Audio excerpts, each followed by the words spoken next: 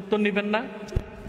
ইলমে মারিফাত শিক্ষা করা ও পীর ধরার প্রয়োজনীয়তা ইসলামের শরীয়তে কতটুকু, খুব সুন্দর প্রশ্ন করেছেন ভাই। ইলমে শরীয়ত শিক্ষা করা যেমন ফরজ, নির্ধারিত মাত্রায় ইলমে মারিফাত শিক্ষা করাও ফরজ। কথা বুঝতে পারছেন? আল্লাহ তাআলা কোরআন কারীমে ইরশাদ করেছেন, ফা'লাম আন্নাহু লা ইলাহা ইল্লাল্লাহ। মুহাম্মদ সাল্লাল্লাহু আলাইহি সাল্লাম, আপনি জেনে রাখুন নিশ্চয় আল্লাহ ছাড়া কোনো ইলাহ নাই। তা আল্লাহর হাবিব মুহাম্মদ সাল্লাল্লাহু আলাইহি সাল্লাম তো জানতেন আল্লাহ ছাড়া কোনো ইলাহ নাই, আবার আল্লাহ কেন বললেন? প্রশ্ন আসে না? এখানে আল্লাহ ছাড়া কোনো ইলাহ নাই, যেটা আল্লাহ তার হাবিবকে জানতে বললেন সেটা হচ্ছে ইলমে মারিফাত। আল্লামা বদরুদ্দিন আইনি রাহমাতুল্লাহ বুখারী শরীফ তারজামাতুল বাবের আলোচনায় এই আয়াতের ব্যাখ্যা করতে গিয়ে লেখেন, ওয়াকাত ইত্তাফাকাল জামহুর। খেয়াল করেন দলিল, ওয়াকাত ইত্তাফাকাল জামহুর আলা উজুবি ইলমিল মারিফা ওয়াস্তাদাল্লু বিহাযিহিল আয়া। জামহুর উলামায়ে কেরাম ইলমে মারিফাত শিক্ষাকে ওয়াজিব বলেছেন, আর তারা দলিল দিয়েছেন এই আয়াত দিয়ে, ফা'লাম আন্নাহু লা ইলাহা ইল্লাল্লাহ। প্রশ্ন আসে না? আল্লাহ তাআলা কোরআন কারীমে ইরশাদ করেছেন সূরা তাওবা 119 নম্বর আয়াত, ইয়া আইয়ুহাল্লাযীনা আমানুত্তাকুল্লাহা ওয়া কুনু মা'আস সাদিকিন। ঈমানদারগণ, তোমরা আল্লাহকে ভয় করো আর সত্যবাদীদের সঙ্গী হও। এখন সত্যবাদী কারা? আল্লাহ নিজে আবার ব্যাখ্যা করেছেন সূরা হুজুরাতে, ইন্নামাল মুমিনুনা আল্লাযীনা আমানু বিল্লাহি ওয়া রাসূলিহি থুম্মা লাম ইয়ারতাবু ওয়া জাহাদু বিআমওয়ালিহিম ওয়া আনফুসিহিম ফি সাবিলিল্লাহি উলাইকা হুমুস সাদিকুন। সূরা তাওবায় বললেন সত্যবাদীদের সঙ্গী হও।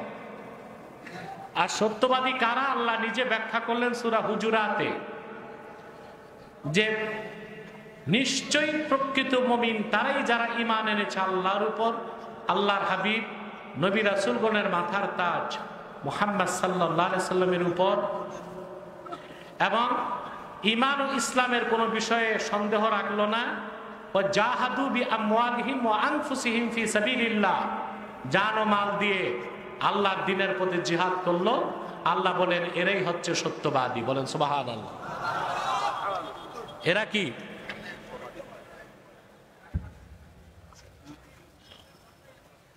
এরাই হচ্ছে সত্যবাদী। তাহলে ভালো করে বুঝেন, আল্লাহ বলেছেন ওয়া কুনু মা'আস সাদিকিন, সত্যবাদীদের সঙ্গী হও। ঠিক না? এই জন্যই হক্কানি পীরের কাছে যাওয়া ওয়াজিব। তাফসীর শিখতে মুফাসসিরের কাছে যেতে হয়, হাদিস শিখতে মুহাদ্দিস, ফিকহ শিখতে ফকিহ, বিজ্ঞানী হতে বিজ্ঞানীর কাছে যেতে হয়, প্রকৌশলী হতে প্রকৌশলীর কাছে। আপনি যদি আল্লাহওয়ালা হতে চান আরেক আল্লাহওয়ালার কাছে যেতে হবে। এটা সোহবাত। এটা কি?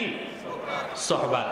এই জন্য ইলমে মারিফাত শিখার জন্য হক্কানি আল্লাহওয়ালা বুজুর্গের কাছে যাওয়া, বায়াত নেওয়া, এটা ওয়াজিব। বর্তমান যুগে খারিজি ও তাকফিরি ফেরকা কারা, তাদের কিছু আলামত বললে উপকৃত হতাম। দেখেন, খারিজিদের উত্তরসূরি বর্তমান তাকফিরিরা। খারিজি কারা? খারিজি ফেরকা একটা ফেরকা বাতেলা। হযরত আলী রাদিয়াল্লাহু তাআলা আনহুর জামানায় খারিজিদের উৎপত্তি ঘটেছে ইরাকের হারুরা নামক এলাকায়।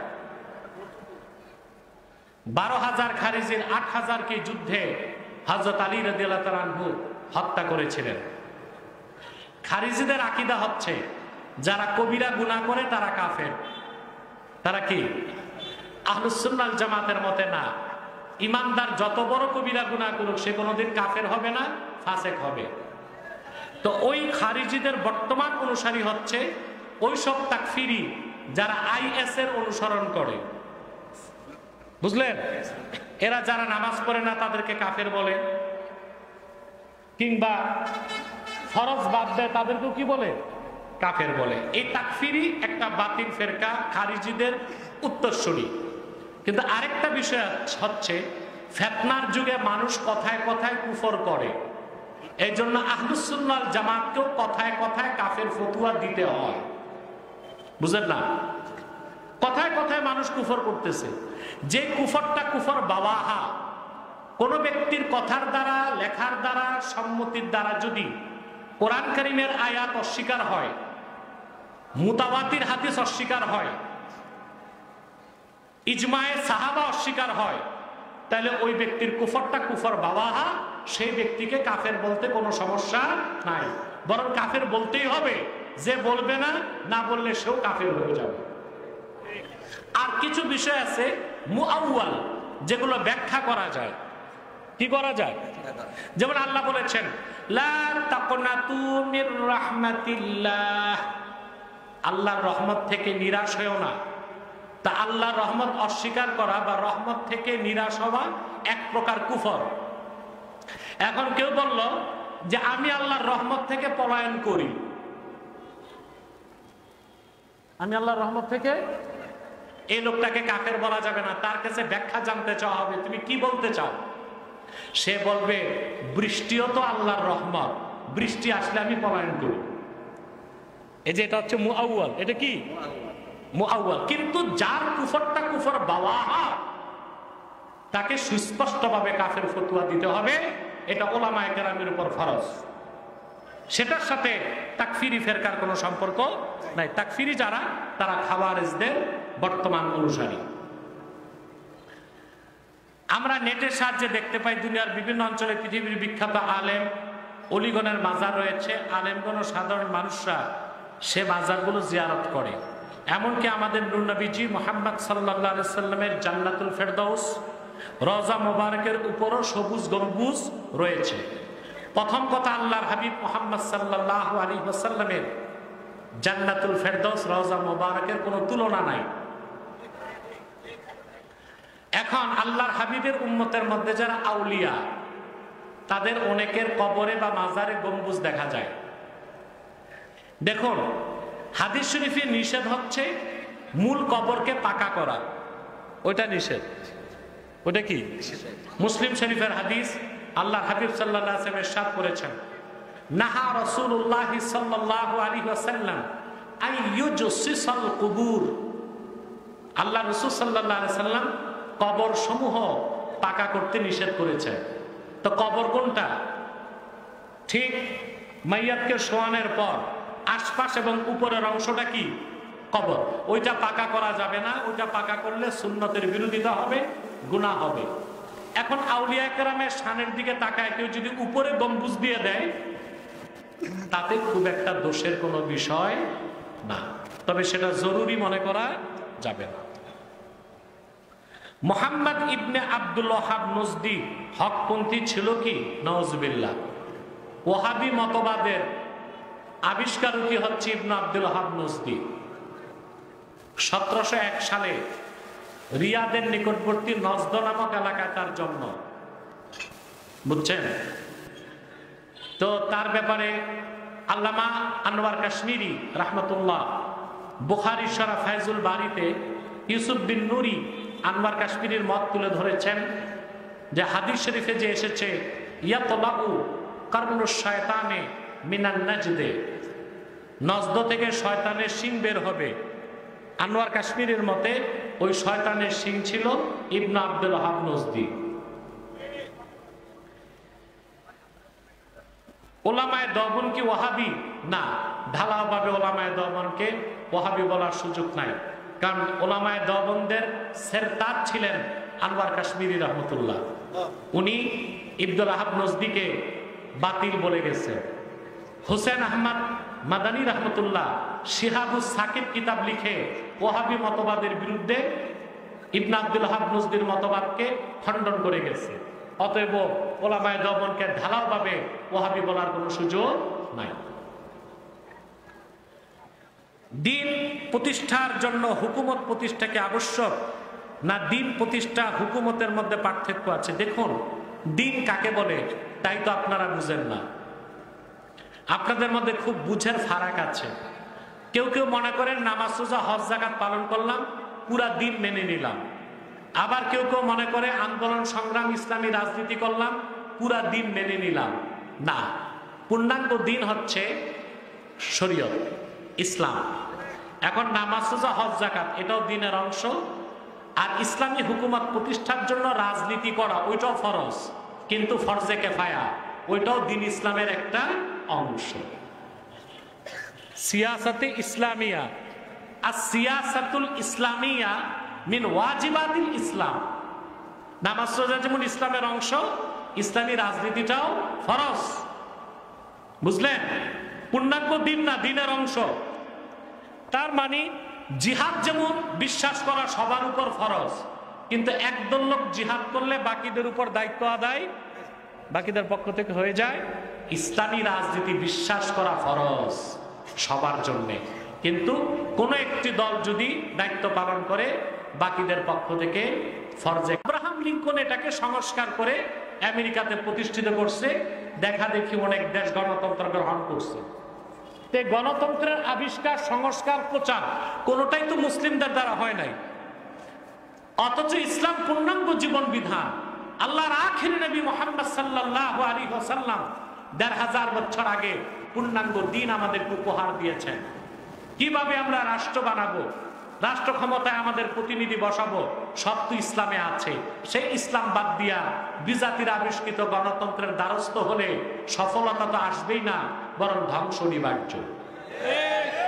তবে কোন রাষ্ট্রে খেলাফত প্রতিষ্ঠার আগ পর্যন্ত ওজোর হিসেবে আমরা মনে করি কিছু মানুষ সংসদে যাক আমাদের পক্ষে কথা বলার জন্য। যেমন মৃত গরুর গোশত খাওয়া কি? এখন আপনি জঙ্গলে গেছেন, কিছু পাচ্ছেন না, মরে যাবেন, তখন মৃত প্রাণীর গোশত খাওয়া যাবে। হালাল মনে করে না হারাম মনে করে?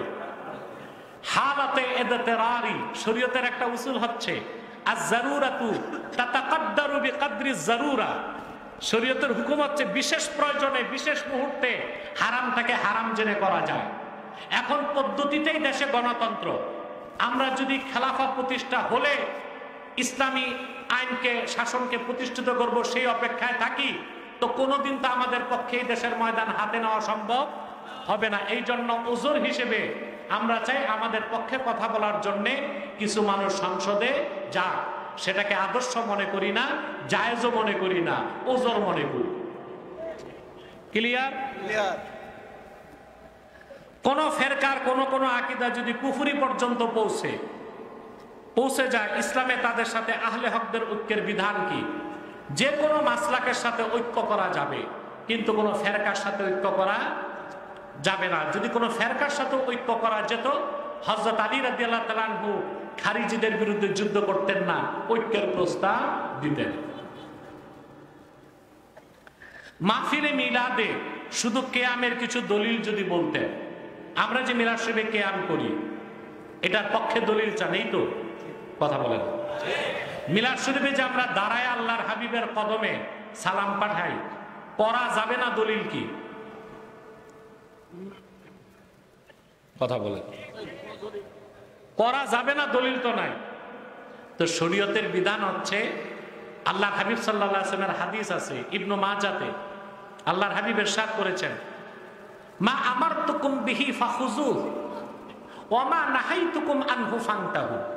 আমি তোমাদেরকে যে বিষয়ে আদেশ করেছি তা করো, যে বিষয়ে নিষেধ করেছি তা ছাড়ো।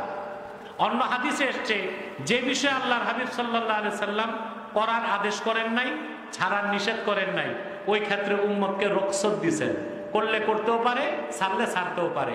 ওইটাকেই শরীয়তে বলা হয় মুবাহ।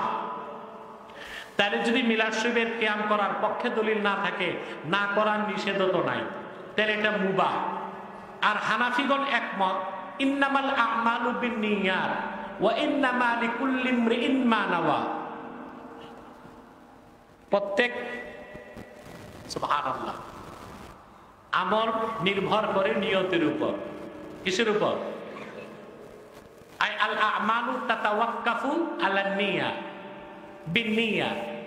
প্রত্যেকটা আমল বলে গণ্য হয় ও পুরস্কারের যোগ্য হয় নিয়তের মাধ্যমে।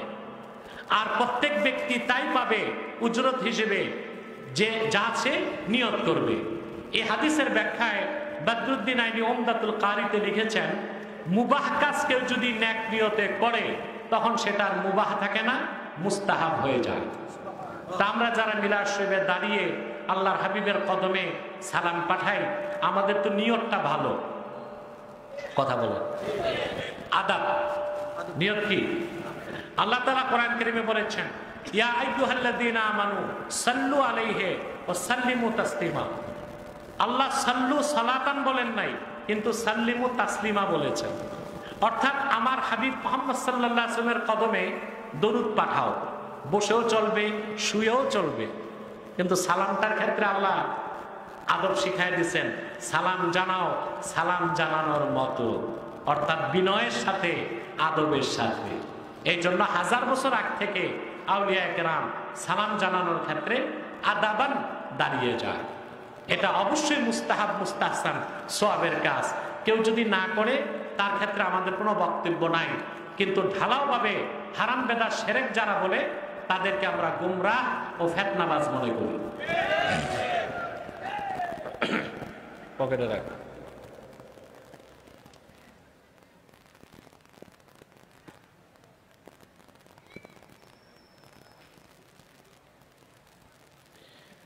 এক বোন প্রশ্ন করেছে, মেয়ে, শেখ আমি বিশ্ববিদ্যালয়ে পড়ুয়া একজন মেয়ে শিক্ষার্থী, বর্তমানে গৃহিণী। আমার প্রশ্ন হচ্ছে, আমাদের সোশ্যাল সাইট কতটুকু নিরাপদ, বিশেষ করে আইএমও, হোয়াটসঅ্যাপ, মেসেঞ্জার? এক কথায় জবাব, মোটেও নিরাপদ না, খুবই অনিরাপদ। উপকার কম, অপকার বেশি। শরীয়তের উসুল হচ্ছে যেখানে উপকার কম অপকার বেশি, ওটা হারাম। ওটা কি? আমি সরাসরি হারাম বলছি না, তবে অপপ্রয়োগের মাধ্যমে Facebook, YouTube, imo, WhatsApp, Messenger এগুলো যারা ব্যবহার করে বেলেল্লাপনা, বেহায়াপনা, চরিত্রবিধি কাজে লিপ্ত হচ্ছে, অবশ্যই তারা হারাম কাজে লিপ্ত আছে, তাতে কোনো সন্দেহ নাই। বাংলাদেশে অনেক পুরুষ বিয়ের পর দেশের বাইরে থাকে, দেশের বাইরে থেকে কল দিয়ে বিবস্ত্র হওয়ার কথা বলে, বিবস্ত্র ছবি দেওয়ার কথা বলে। না, এসব কাজ যদি কোনো বিষয়টা স্বামী স্ত্রীর মধ্যে সীমাবদ্ধ থাকে, বুঝেন নাই, তাহলে এটা হারাম বা কবিরা গুনাহ না, হারাম সগীরা গুনাহ না, এটা মাকরু পর্যায়ে। আর যদি এটা বিবাহিত কোনো সম্পর্ক, বৈবাহিক সম্পর্ক ছাড়া ছেলে ও মেয়ে, যেটাকে বলা হয় টেলিসেক্স, এটা করে, অবশ্যই কঠিন গুনাহগার হবে উভয়ে, এবং তারা এই জন্য জাহান্নামের কঠিন শাস্তির ভাগীদার হবে।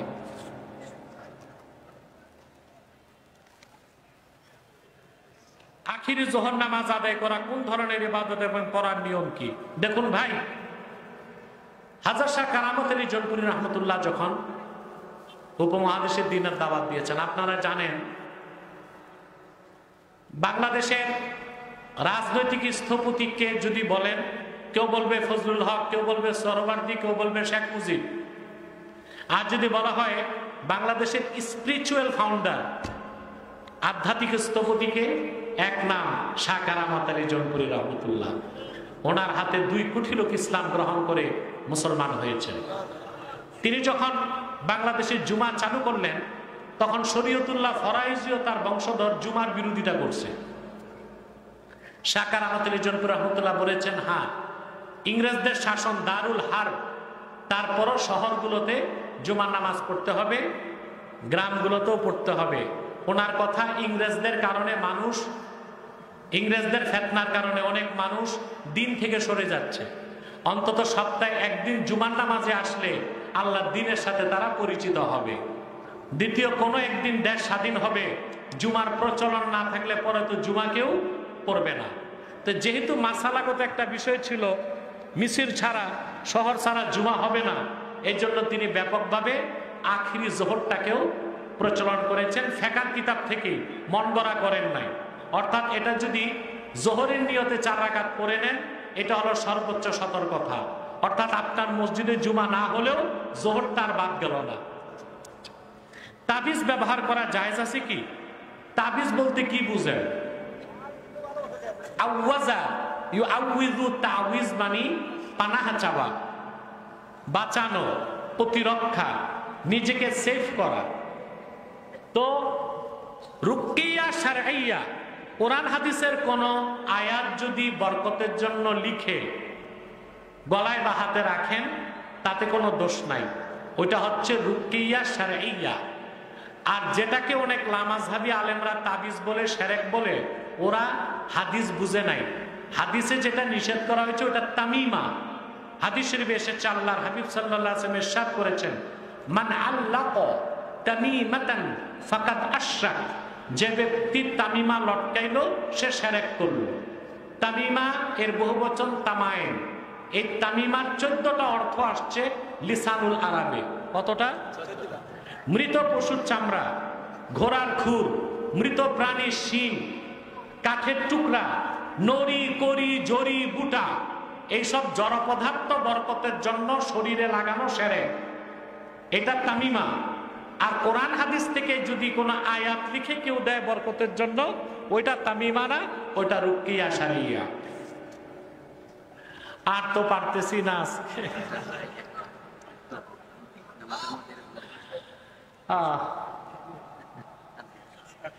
হ্যাঁ, আর আছে জরুরি, দিয়ে দাও, 2টা আছে নামাজে। আচ্ছা দাও, এই দিকটা দিবা। তাশাহুদ পাঠের সময় শাহাদাত আঙ্গুল উঁচু করার সঠিক পদ্ধতি কি? দেখুন, একেবারে সহিহ হাদিস, নাসেখ হাদিস, যেটার উপর আমল করতে হবে, তার মাধ্যমে দেখা যায় শাহাদাত আঙ্গুলি উঠাবেন, তারপর এমনে ধরে নামায় রাখবেন। অনেকে না বুঝে এমন করতে থাকে, এটা আমলে কাসির হবে, নামাজ মাকরুহ হবে।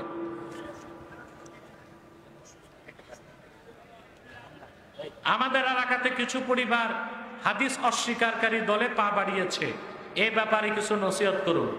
যারা হাদিস অস্বীকার করে তারা নিজেদেরকে আহলে কোরআন দাবি করে। আল্লাহর পবিত্র সত্তার কসম, যারা হাদিস অস্বীকার করে তারা মুসলমান না কাফের? তাহলে তারা আহলে কোরআন না আহলে শয়তান। কারণ আপনি হাদিস বাদ দিলে কোরআন মানতে পারবেন না, ইসলামের অস্তিত্বও থাকবে না। কোরআন শরীফে নামাজের কথা আসছে না? 5 ওয়াক্তের কথাও আসছে। আকিমিস সালাতা তারাফাইন নাহারি ওয়া যুলাফাম মিনাল লাইল ইন্নাল হাসানাতি ইউযহিবনাস সাইয়্যাত। 5 ওয়াক্ত। কত? 5 ওয়াক্ত নামাজের কথাও আছে, 5 ওয়াক্তের কথাও আছে। কিন্তু ফজর কয় রাকাত পড়েন? যোহর, আসর, মাগরিব, এশা, এটা কোরআন শরীফের কোথায় আছে? তো যারা হাদিস মানবেন আপনাদের এলাকায় আছে, এগুলোরে বলেন নামাজ পড়বে কেমনে হাদিস বাদ দিলে? তাহলে হাদিস বাদ দিলে নামাজ গেছে, কথা বলেন। এবার আসেন, আল্লাহ তাআলা বলেছেন নামাজের আগে ওযু করতে হবে। কি করতে হবে? فَيَا أَيُّهَا الَّذِينَ آمَنُوا إِذَا قُمْتُمْ إِلَى الصَّلَاةِ فَاغْسِلُوا وُجُوهَكُمْ وَأَيْدِيَكُمْ إِلَى الْمَرَافِقِ وَامْسَحُوا بِرُؤُوسِكُمْ وَأَرْجُلَكُمْ إِلَى الْكَعْبَيْنِ। ওযুর কথা আসছে। আল্লাহ বলেছেন ইযা কুমতুম ইলা সালাহ, যখন নামাজে দাঁড়াইবা, ফাগসিলু উজুহাকুম, মুখ ধুইবা। তাহলে যদি আপনি হাদিস বাদ দেন আর কোরআনের অর্থ না বুঝেন, তাহলে আগে নামাজ পড়বেন তারপর উজু করবেন। তাহলে এখানে অর্থ হচ্ছে ইযা কুমতুম ইলা সালাহ আর ইযা আরাদতুমুস সালাহ,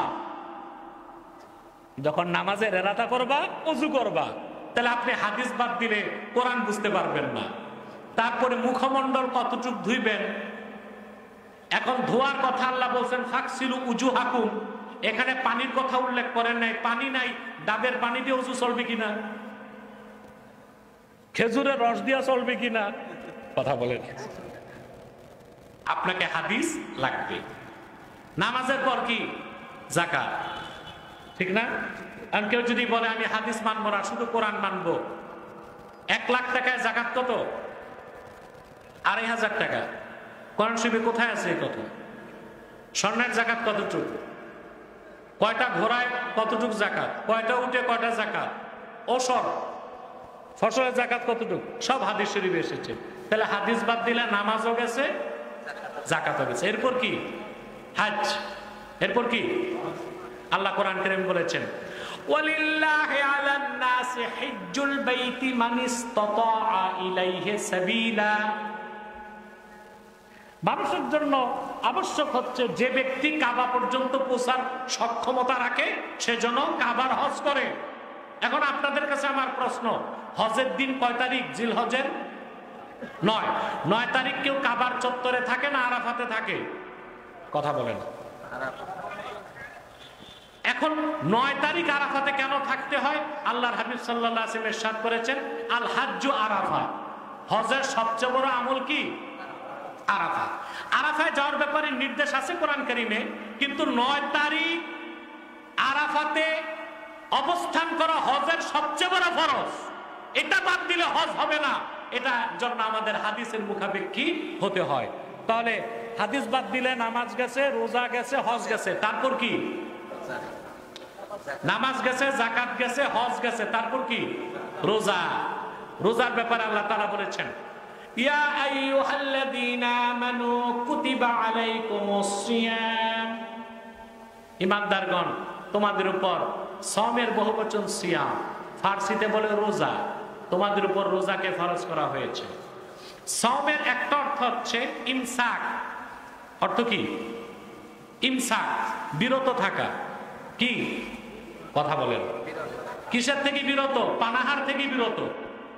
আবার সওমের আরেক অর্থ আল্লাহ কোরআন কারীমে নিয়েছেন সূরা মারিয়ামে, সুকুত, কথা না বলে চুপ থাকা।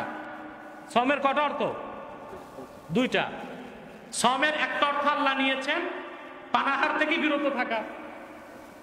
আল্লাহ তাআলা সওমের আরেকটা অর্থ নিয়েছেন কোরআন কারীমে সুকুত, কথা না বলে চুপ থাকা। যেমন হযরত মারিয়াম, ওনাকে আল্লাহ বলছেন, জিবরিলের মাধ্যমে শিক্ষা দিচ্ছেন, মারিয়াম কি বলছে? মারিয়ামের তো স্বামী ছিল না, কথা বলে না।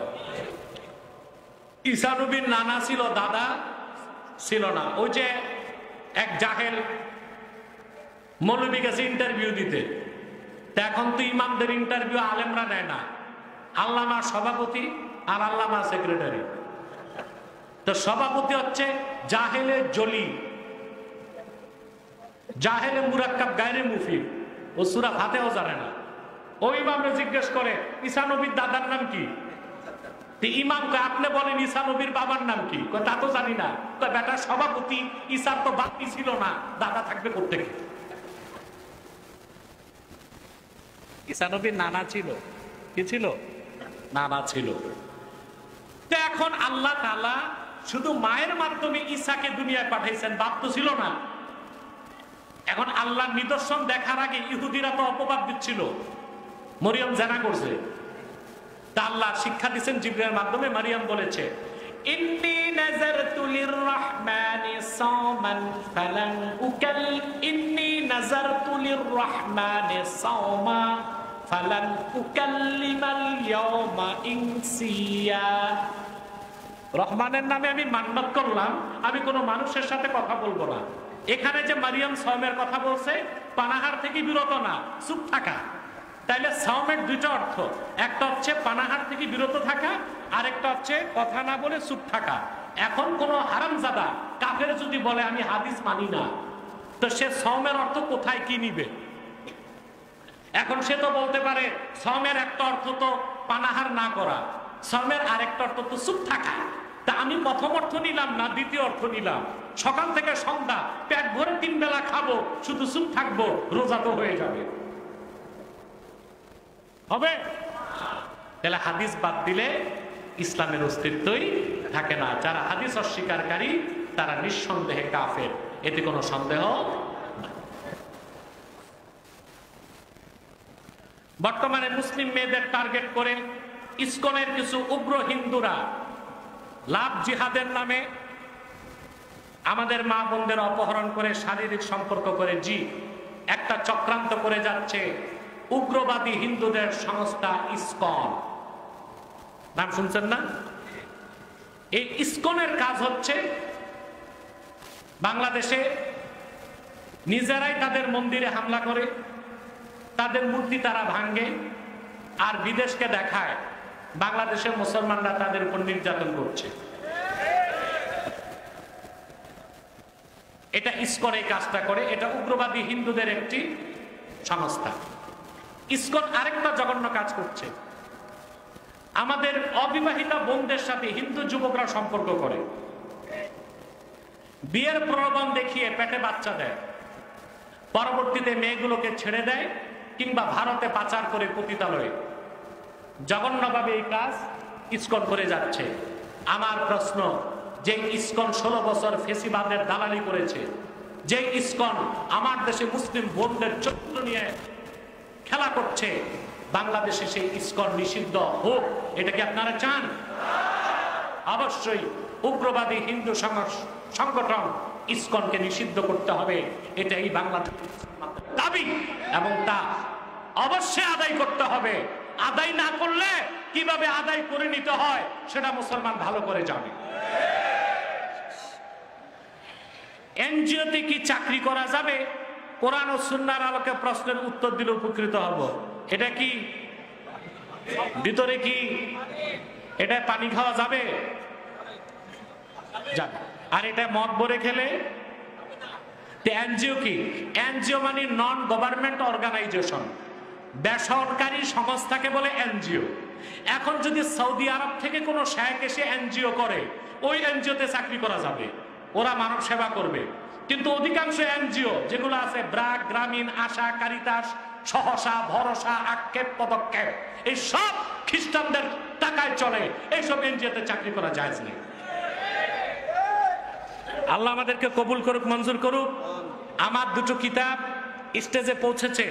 নির্বাচিত তাফসির প্রথম খণ্ড, সূরা ফাতিহার তাফসির, যারা পারেন নিয়ে যাবেন। নির্বাচিত তাফসির দ্বিতীয় খণ্ড, সূরা ইখলাস আর সূরা ইনশিরাহ, এই দুইটা সূরার তাফসির নিয়ে যাবেন। আর অচিরেই সূরা দোহা, সূরা 3 এবং সূরা আসর, এই সূরাগুলোর তাফসিরগুলো বেরিয়ে যাবে ইনশাআল্লাহ। আমার একটা ওয়াদা আছে জাতির সাথে, বিগত 24 বছরে কোরআন হাদিস থেকে যত কথা বলেছি আমি যেন পুস্তক আকারে আপনাদের হাতে তুলে দিয়ে যেতে পারি। যারা পারেন কিতাবগুলো সংগ্রহ করে নেবেন ইনশাআল্লাহ। আসুন।